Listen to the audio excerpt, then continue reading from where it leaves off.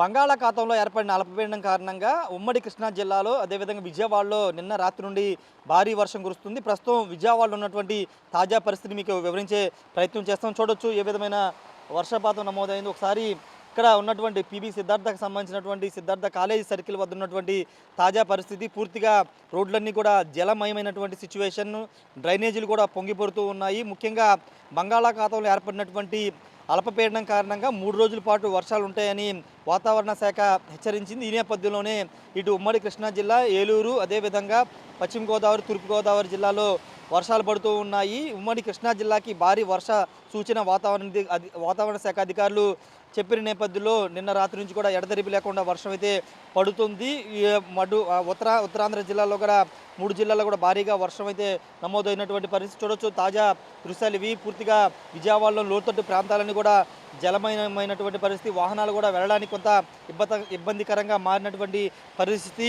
వరుసగా అల్పపీడనాలు ఇదే విధంగా అల్పపీడనాల కారణంగా గత 10-15 రోజులుగా విజయవాడతో పాటు కృష్ణా జిల్లాలో వర్షాలు కురుస్తున్నాయి. మధ్యలో ఒక 2-3 రోజులు మాత్రమే గ్యాప్ ఇచ్చినటువంటి పరిస్థితి. మళ్ళీ నిన్నటి నుంచి వర్షాలు కురుస్తున్న నేపథ్యంలో అధికారులు అలర్ట్ అయ్యారు. ముఖ్యంగా విజయవాడ నగరంలో ఉన్నటువంటి లోతట్టు ప్రాంత ప్రజల్ని అప్రమత్తం చేశారు. మరోవైపు అటు సింగనగర్ అదేవిధంగా బాంబే కాలనీ ఉన్నటువంటి ప్రజలను కూడా అప్రమత్తం చేసినటువంటి సిచ్యువేషన్ కనబడుతుంది. మరోవైపు మాన్యువల్స్ కూడా ఎక్కడికక్కడ ఇబ్బంది లేకోకుండా మున్సిపల్ అధికారులు అయితే చర్యలు అయితే తీసుకుంటున్నారు. ప్రస్తుతానికైతే వర్షం ఇంకా కొనసాగుతుంది. రేపు ఎల్లుండి కూడా వర్షాలు ఉంటాయని వాతావరణ శాఖ అధికారులు హెచ్చరిస్తున్న నేపథ్యంలో ప్రజలందరూ కూడా అప్రమత్తంగా ఉండాలని చెప్తున్నారు. ముఖ్యంగా వినాయక మండపాలు ఏర్పాటు చేసుకున్న చోట అప్రమత్తంగా ఉండాల్సిన అవసరం ఉందని చెప్తున్నారు. ఎందుకంటే అక్కడ వాటర్ వచ్చే అవకాశం ఉంది. మరోవైపు విద్యుత్ సరఫరా అనే అంశాలను కూడా చూసుకుని జాగ్రత్తలు తీసుకోవాలని కూడా అధికారులు అయితే సూచిస్తున్నారు. మరో 2 రోజుల పాటు వర్షాలు ఉంటాయని అధికారులు అయితే చెప్తూ ఉన్నారు. విజయవాడ నగరంలో కొన్ని ప్రాంతాలు ఎప్పుడు వర్షం పడినా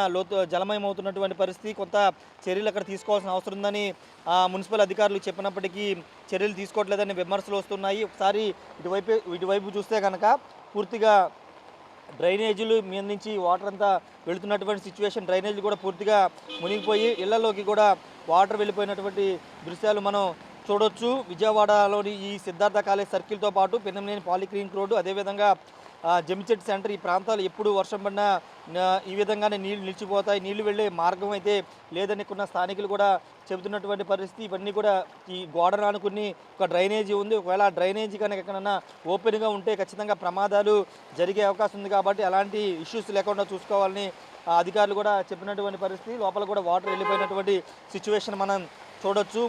పూర్తిగా విజయవాడలోని చాలా ప్రాంతాలు ఇదే విధంగా ఉన్నాయి. ఎందుకంటే వర్షం తగ్గట్లేదు, ఎడతెరిపి లేకుండా కురుస్తున్న నేపథ్యంలో పూర్తిగా ప్రజలు కూడా అప్రమత్తంగా ఉండాల్సిన అవసరం అని చెప్తున్నారు. వినాయక చవితి సందర్భంగా ప్రభుత్వ కార్యాలయాలకి, ఆఫీసులు సెలవు కాబట్టి కొంత రద్దీ తక్కువగా ఉన్నటువంటి సిచ్యువేషన్ అయితే ఉంది. చూడొచ్చు పూర్తిగా ఒక చెరువును తలపిస్తున్నటువంటి పరిస్థితి విజయవాడలోని. ఇది సిద్ధార్థ సర్కిల్తో పాటు బందర్ రోడ్డును కలిపే డివిమినర్ రోడ్డు అంటారు. ఈ రోడ్లోనే పరిస్థితి ఈ విధంగా ఉందంటే ఇంకా లోతట్టు ప్రాంతాలకు వెళ్తే పరిస్థితి ఏ విధంగా ఉంటుందో అర్థం చేసుకోవచ్చు.